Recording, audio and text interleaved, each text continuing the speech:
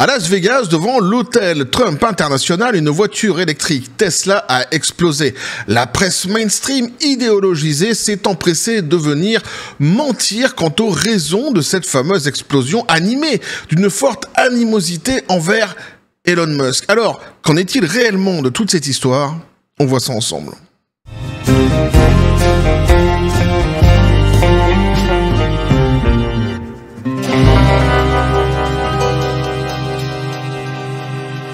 Et cette fameuse presse mainstream idéologisée qui vient une fois de plus ici, eh oui, nous mentir, nous raconter des galousettes. Petit café les copains. Sommes-nous étonnés? Non, nous qui suivons évidemment la pop culture, le monde du divertissement au quotidien, on voit de toute façon cette malhonnêteté intellectuelle que fait preuve donc cette fameuse presse mainstream avec donc cette idéologie qui gangrène justement en règle générale le monde du divertissement qui est l'idéologie woke évidemment. Donc ici, ce qui est intéressant, c'est que justement on n'est pas sur un sujet du divertissement ou de la pop culture, quoique on pourrait trouver un lien entre les cybertrucks et la pop culture. Mais tout peut devenir pop culture quelque part. Tiens, je te montre. Regarde, tu vois cet élastique-ci, c'est de la pop culture? Non? Bah si, faux. C'est de la pop culture. Pourquoi? Parce qu'en son temps, Rick Azaray portait des élastiques. Lorsqu'elle chantait chansons pop culture, élastique, Rick Azaray, le lien est fait. Ah, tu vois, c'est aussi simple que ça. Non, mais sans déconner, parce que ici, en fait, justement, c'est ça qui est intéressant. C'est qu'on sorte un petit peu du domaine de la pop culture et du divertissement. Et justement, ce sujet m'a intéressé davantage parce qu'il va me permettre d'épingler une nouvelle fois cette fameuse presse mainstream qui fait preuve d'une malhonnêteté XXL et qui nous sert à chaque fois des discours totalement idéologisés pour servir justement un récit qu'ils souhaiteraient développer sur l'autel de cette fameuse idéologie. Alors, dans le monde du divertissement, globalement, c'est l'idéologie woke qui gangrène le monde du divertissement, mais plus globalement, de toute façon, dans la presse mainstream, en règle générale, cette idéologie aussi sévit. Ici, le discours qu'ils souhaitaient mettre en place est assez évident à comprendre. On a une Tesla d'un côté, donc qui dit Tesla dit propriétaire de Tesla. Elon Musk, évidemment, et le milliardaire Elon Musk, qui en plus, lui, est soutien de... Non, pas J.K. Rowling. C'est vrai, souvent quand je fais ça, je parle de J.K. Rowling, mais non. Satan! Donald Trump! Eh ouais! Et en plus de ça, Elon Musk lutte contre le côté woke de la force, donc il a la double étiquette de la personnalité qu'il faut absolument abattre pour cette fameuse presse mainstream. Et en fait, c'est lassant. C'est lassant, c'est terrible. Ça en devient vraiment abject de voir cette fameuse presse qui s'empresse justement chaque fois, dès lors qu'ils peuvent servir leur propre idéologie et leur propre discours à venir faire de la désinformation totale. C'est donc ici justement, on va partir sur un article qui à la base eux-mêmes, ils parlent de la pop culture et du divertissement globalement. Ils parlent pas de ces sujets-ci, mais là aussi ça les a agacés, ça les a énervés. Donc justement, ils ont fait cet article-ci qu'on va lire ensemble. Alors, juste avant de commencer l'article, une petite parenthèse, moi qui suis justement ici en Asie, sur le continent asiatique, lorsque cette affaire donc est arrivée, lorsque cette voiture a explosé, les presses ici étaient quand même assez réservées. Ils disaient attention, on va voir ce qu'il en est exactement, pourquoi elle a explosé, il y a une enquête qui va se faire, etc. Puis moi je voyais dans le même temps la presse en Occident, les plus grosses presses en Occident, qui disaient c'est bon, on sait pourquoi. Si c'est parce que si c'est ce que Elon Musk a touché cette voiture. Il lui a jeté un sort, évidemment. Et donc elle devait exploser, c'est une évidence. Tout ce que Elon Musk va toucher va exploser, sachez-le. N'achetez rien de ce démon. C'est exactement ça. Ouais, non, si, j'exagère un peu, mais on n'est pas loin quand même de cette connerie-ci.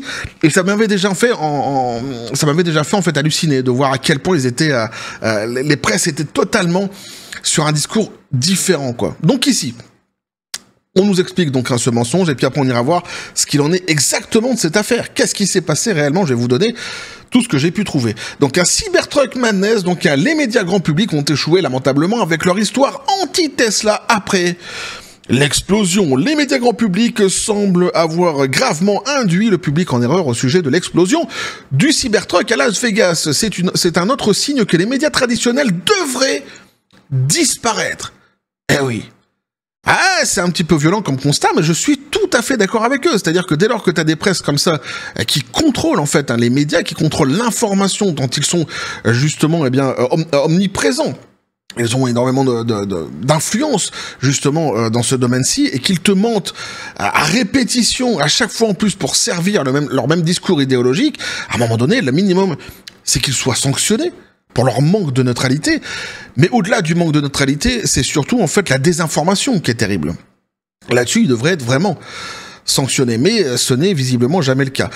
Autre petite parenthèse assez quand même risible, c'est-à-dire qu'ici on parle de voitures électriques, qui normalement justement c'est un petit peu le dada, hein, comme Bilto à l'époque, de toutes ces fameuses presses qui sont d'abord idéologisées, gangrénées par l'idéologie woke, ça c'est vrai, mais qui sont surtout en règle générale plutôt sur l'échiquier politique de gauche, voire d'extrême gauche. Donc normalement les voitures électriques, tu vois, c'est leur truc à eux, et ils devraient en faire la promotion ici de ces fameuses Tesla, tant justement dans le monde de la technologie, il y a beaucoup d'avancées qui se font grâce à ces fameuses voitures, la conception de ces fameuses voitures, mais ici non, surtout pas. Ben non, hein, ça montre à quel point justement ils sont pas crédibles en fait. Ils sont pas crédibles dans leur discours. Ils sont d'une malhonnêteté XXL quoi. Après l'explosion donc de Tesla Cybertruck devant l'hôtel Trump International à Las Vegas, il est impératif de répondre aux récits prématurés propagés par les médias grand public. Les premiers rapports ont suggéré que la batterie lithium-ion du véhicule était en cause, insinuant un défaut critique dans la conception de Tesla. Alors ça c'est exactement directement ce qu'on dit justement donc à ces fameuses presse mainstream. Et je vous dis ici, moi, sur le continent asiatique, il y a beaucoup qui se posaient des questions quand même, tu vois. Je dis, mais c'est bizarre quand même, cette histoire de batterie. Bon, est-ce qu'ils en sont sûrs, machin, parce qu'ils vont vite quand même pour trouver les raisons de cette explosion. Eux, c'était direct, hein. C'est à cause de la batterie, c'est la conception, évidemment. C'est la création d'Elon Musk, donc ça ne peut pas fonctionner.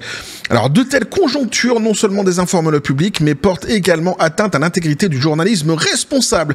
Tout cela semble avoir fait partie d'une réaction instinctive de critique d'Elon Musk et de Tesla, née d'une haine idéologique. C'est exactement ce que je pense. Le soldat qui semble avoir provoqué la détonation aurait probablement apprécié l'ensemble des médias à le faire. Les enquêtes ultérieures ont déterminé sans équivoque que l'explosion avait été provoquée par des matériaux incendiaires achetés en particulier des mortiers, des bidons de carburant. Mais on va voir après exactement ce qu'il en est de cette histoire-ci. Les détails, on verra ensemble. Mais voyez ici, par exemple, vous avez les presses telles que le New York Times, The Guardian. Ici, il y a donc un qui arrive et qui vont immédiatement de leur conclusion. C'est de la faute de la conception de la voiture, c'est de la merde, forcément, c'est Elon Musk. N'achetez surtout pas ce que le diable a conçu. Enfin, en même temps, en termes de probité, ces gens-ci se placent pas forcément du côté du bien quand ils agissent de la sorte. Nous avons maintenant confirmé que l'explosion a été causée par de très gros feux d'artifice et ou une bombe transportée dans la benne du Cybertruck n'est pas lié au véhicule lui-même. Alors ça, c'est la déclaration qu'Elon Musk a fait assez rapidement en réalité, hein, qui était important ici évidemment de reprendre. La précipitation attribuer l'explosion à un dysfonctionnement de la batterie reflète un problème plus vaste dans la pratique des médias où l'urgence de publier peut éclipser l'engagement et l'exactitude de telles conclusions prématurées non seulement induisent le public en erreur, mais ternissent aussi injustement la réputation des technologies et des entreprises innovantes. C'est exactement le but ici. Hein. Pour ça que je dis que c'est à chaque fois des mensonges qui servent un discours qu'on peut en fait assez rapidement identifié, dont on peut en tous les cas identifier rapidement le sens, la direction qu'il souhaite prendre, ce fameux discours. Si le rôle des médias dans la diffusion de l'information est indéniablement crucial, ils ont aussi la responsabilité de s'assurer que ces informations sont exactes et fondées. L'attribution hâtive et erronée de l'explosion du Cybertruck à un défaut de batterie souligne la nécessité d'une couverture plus rigoureuse. Dans le même temps, les performances du Cybertruck dans des conditions difficiles méritent d'être saluées, soulignant l'importance de l'ingénierie innovante pour faire progresser la sécurité publique. Donc là, je suis évidemment 100% avec cet article-ci, et c'est un scandale d'en arriver à une telle animosité envers une personne telle que Elon Musk, jusqu'à venir mentir absolument dès qu'ils le peuvent en fait à son sujet, sans voir justement les choses qu'il peut faire à côté qui peuvent être bénéfiques. En réalité, donc par exemple les progrès qu'il fait actuellement sur un terme technologique avec ses voitures, etc. Tout ça en fait, c'est des discussions qu'on pourrait poser directement sur la table de manière tout à fait sereine et constater les bénéfices qu'on peut tirer justement de tous ces travaux qui sont faits, qui sont entrepris par ce milliardaire, plutôt que de vouloir systématiquement en fait vouloir lui tirer dessus. On peut lui trouver des défauts aussi, il n'y a pas de problème, et lui tirer dessus sur ce qu'il fait de mal. Là, il n'y a aucun problème, justement. Si c'est justifié, si c'est juste, il n'y a aucun souci là-dessus. Mais il faut justement, à un moment donné, avoir un espèce de juste milieu dans ce que l'on dit, dans ce que l'on fait, surtout quand on est une presse mainstream avec autant d'influence, et c'est exactement ce qu'ils ne font pas. Et c'est évidemment cela qu'il aurait reproché ici dans l'article qu'on vient de lire, et ce que je le reproche moi aussi. Maintenant, je vais vous dire ce qu'il en est exactement de cette histoire. Je vais vous donner exactement ce qu'on sait, comme ça vous saurez ce qu'il en est de cette fameuse histoire dans les faits. Hein, pas dans un récit fantasmé par cette fameuse presse. On nous dit donc que selon les autorités, le suspect de l'explosion de Tesla à Las Vegas s'est tiré une balle dans la tête avant l'explosion. Le soldat décoré des forces spéciales qui a fait exploser une Tesla Cybertruck devant l'hôtel Trump International à Las Vegas s'est tiré une balle dans la tête avant l'explosion, ont indiqué jeudi les autorités, ajoutant que sa motivation était encore inconnue. Les autorités ont déclaré que le suspect identifié comme Matthew Alan Livelsberger était donc un membre des forces d'élite des Bérets Verts qui semblait s'être suicidé dans un Cybertruck rempli de bidons de carburant et de feux d'artifice qui a ensuite pris feu. On est loin évidemment de l'accident de la batterie, hein. Alors, faut savoir d'ailleurs, je précise juste que pour certaines presses qui se sont emparées directement de ce même mensonge et qui l'ont diffusé sur la batterie, ils ont pour certains fait un rétropédalage, c'est-à-dire que leurs articles on les retrouve plus. Hein. Néanmoins, bon, ils l'ont quand même fait, ils l'ont quand même dit, et Internet a cette qualité-ci qu'il n'oublie jamais rien. On retrouve à chaque fois, évidemment, systématiquement leurs mensonges très facilement. Alors, il avait donc une blessure par balle à la tête et une autre a été retrouvée à ses pieds. Il y avait une blessure par balle à la tête et une arme a été retrouvée à ses pieds, ont déclaré les responsables journalistes lors d'une conférence de presse à Las Vegas. La motivation à ce stade est inconnue, a déclaré l'agent spécial du FBI Spencer Evans. C'est dingue parce que les Américains, ils ont systématiquement le nom qui va avec leur emploi. Tu vas voir, après, il y a encore un autre nom qui m'a fait sourire. Ici, tu vois, FBI Spencer Evans. L'agent Spencer. Voilà. Ça va directement, ça fonctionne. Ça, c'est l'Amérique, hein. Ah, le pays des chiens qui parlent. Alors que donc, les enquêteurs enquêtaient sur l'incident en tant qu'acte potentiel de terrorisme. Des images vidéo à l'extérieur de l'hôtel Trump International montrent le camion en acier inoxydable garé à l'entrée vitrée donc du bâtiment tôt mercredi, puis prenant feu, suivi de petites explosions qui ressemblaient à des feux d'artifice. Et c'est vrai que moi, la première fois que j'ai vu le truc, je me suis dit, c'est quoi? C'est tous ces machins qu'on voyait voler comme des feux d'artifice. Alors je me suis dit, tu sais, c'est peut-être les conceptions électriques, tu vois, ils utilisent des matériaux, de machins qui font des étincelles. Quand ça brûle, j'en sais rien, tu vois, je connais pas. Mais c'est vrai que ça m'avait étonné. Alors 7 personnes ont été blessées tout de même à cause de cette explosion. Le bâtiment aux couleurs de Trump, ouvert en 2008, appartient en partie à l'entreprise familiale du président élu républicain. Evans a déclaré que le lien avec le président élu n'avait pas échappé aux agents. Heureusement quand même, pas plus que le fait que Tesla appartienne à l'homme le plus riche du monde et éminent soutien de Trump, Elon Musk.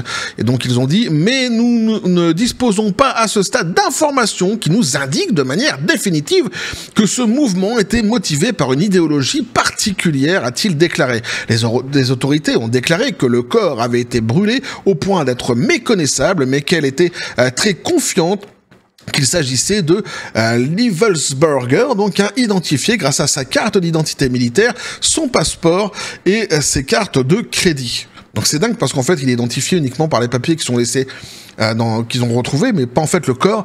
Pour l'instant ils n'ont pas réussi, ils n'ont pas pu pour l'instant en tous les cas l'identifier formellement. Enfin ils nous disent ici qu'ils en sont sûrs parce qu'ils ont les papiers. Mais enfin tu vois avec ce qui se passe à chaque fois aux États-Unis, tu te poses toujours des questions. Tu sais, est-ce que c'est vraiment le type qui a brûlé? Est-ce que c'est vraiment le type pour lequel tu as trouvé les papiers? Oh, je fais pas de complotisme, je fais pas de théorie du complot ici, mais tu vois tu te poses tout de même des questions et de toute façon c'est une question que eux-mêmes se posent et ils vont forcément l'identifier très rapidement le corps, il n'y a pas de souci.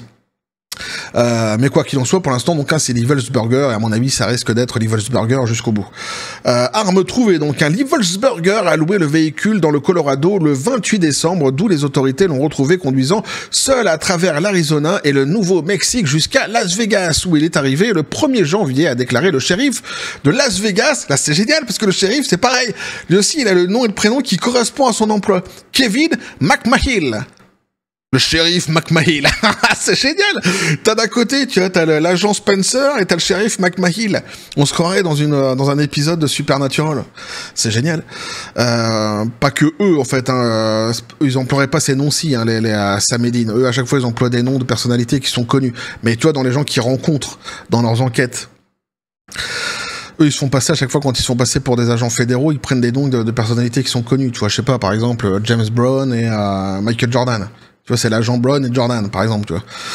Un porte-parole donc de l'armée a déclaré que Liebersberger était en congé approuvé au moment de sa mort et qu'il avait reçu plusieurs médailles de bronze, dont une pour sa bravoure. Les enquêteurs ont déclaré qu'il n'était pas encore clair comment l'explosion avait eu lieu, mais que les composants étaient principalement des produits de consommation comme des feux d'artifice et du carburant. Mais ils ont également déclaré que certains composants n'avaient pas explosé et que le niveau de sophistication de l'explosion n'était pas celui auquel ils s'attendaient de la part de quelqu'un ayant l'expérience militaire de Liebersberger. Et là aussi, c'est quand même assez étonnant, c'est-à-dire que cette explosion, elle a fait un petit peu de briques et de broc.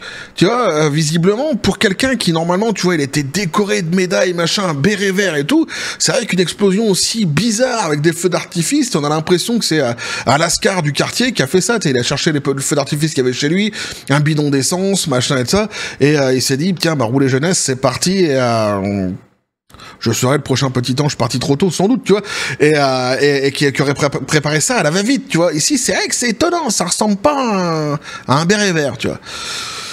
Bref, on nous dit donc ici, je ne pense tout simplement pas que cela ait été fait aussi bien qu'il l'espérait, a déclaré McMahill. Il est malin, McMahill. C'est le shérif. Oh, le shérif, il est malin.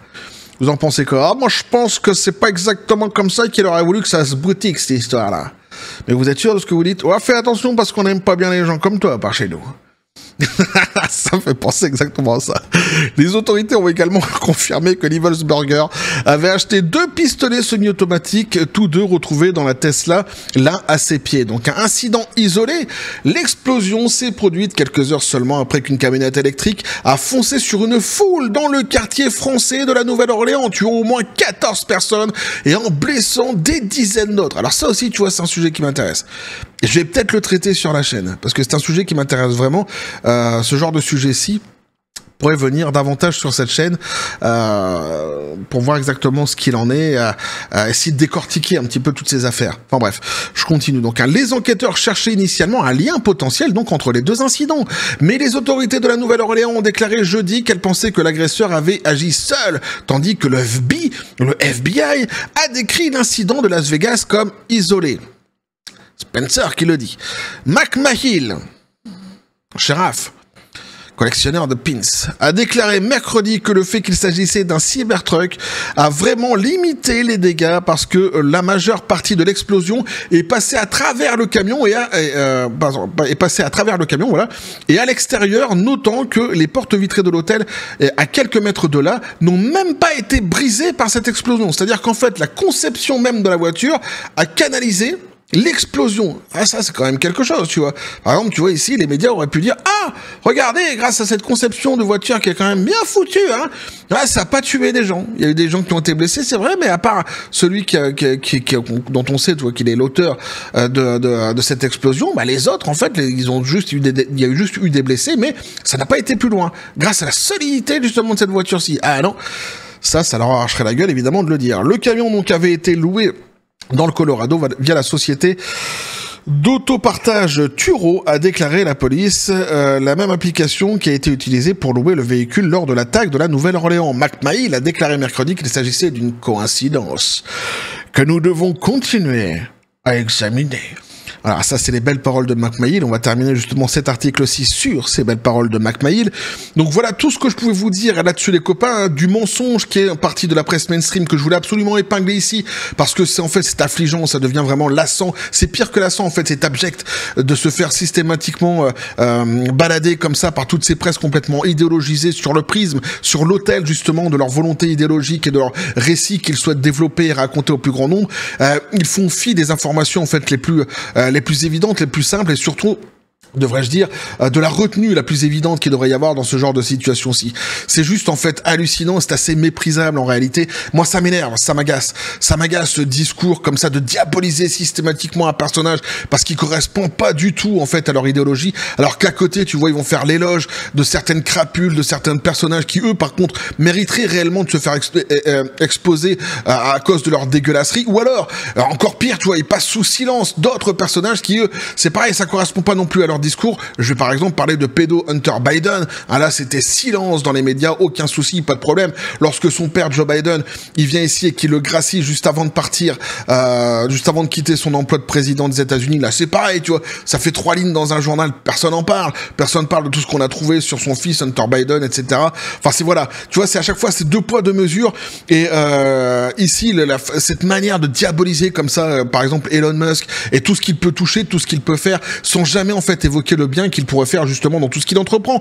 Moi, j'en ai rien à battre en fait des voitures électriques à la base, tu vois. Je m'en bats les Pokéballs, mais façon Furious Ball, tu vois. Moi, ma voiture préférée, c'est l'Impala 64.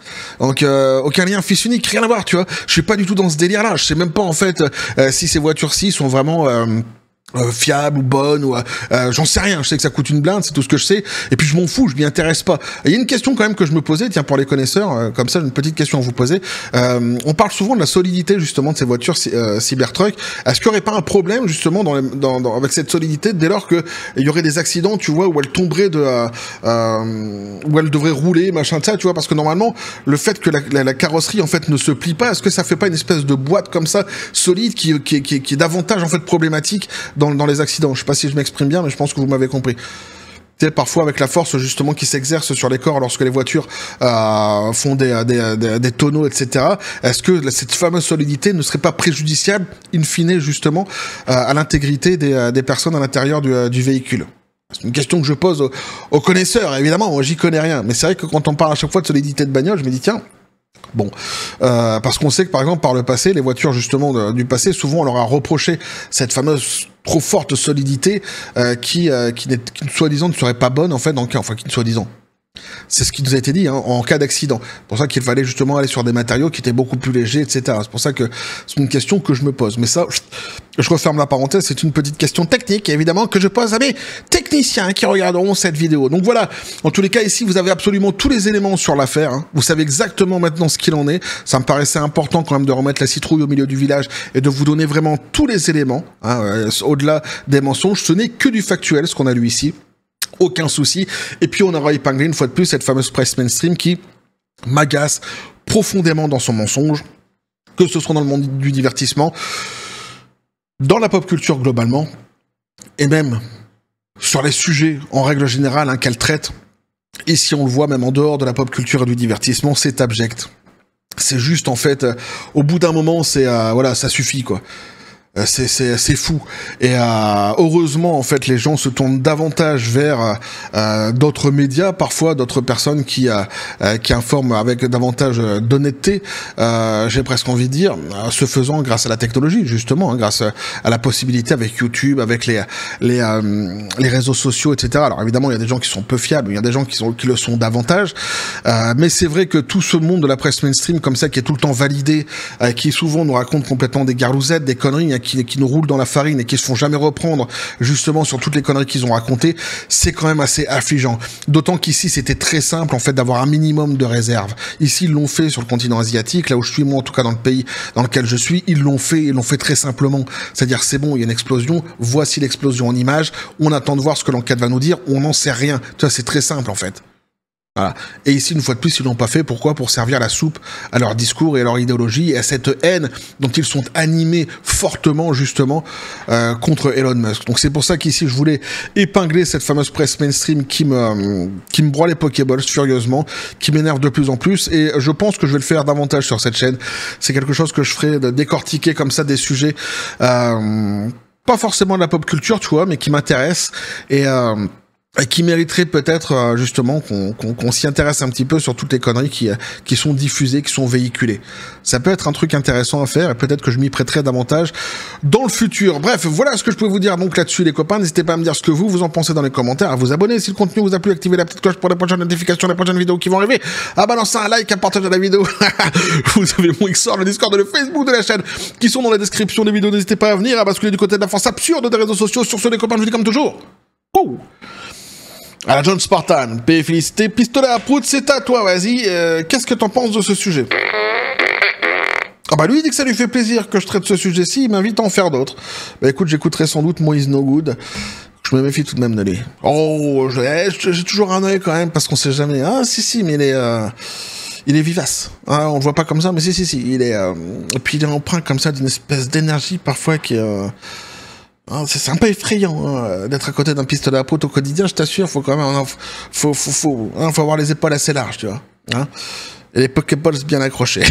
Bref, on va continuer à suivre tous ces sujets-ci. Alors oui, normalement, il y a un live, les copains, ce dimanche-ci. Bah oui, pour les 4 ans de la chaîne, je suis en train de préparer tout ça. Ouais, je vais vous parler un petit peu aussi des projets pour la chaîne dans le futur. On va revenir sur certains sujets qui m'ont intéressé dernièrement dans la pop culture, dans le divertissement, sur le wokisme, sur Disney qui est en panique totale, sur les flops d'ailleurs de Disney en 2024. Qu'est-ce qui s'est passé exactement au sein de la maison Grandes Oreilles. On va revenir sur tout cela dans ce fameux live, donc pour les 4 ans de la chaîne qui aura lieu donc ce dimanche-ci. Je vous attends évidemment très nombreux, plein de choses à vous dire. J'aurai plein d'annonces évidemment à vous faire une fois de plus. Bref, donc on va continuer à suivre tous ces sujets-ci, toujours sur cette même chaîne, dans la joie et la bonne humeur, et oui, et que la force soit avec vous.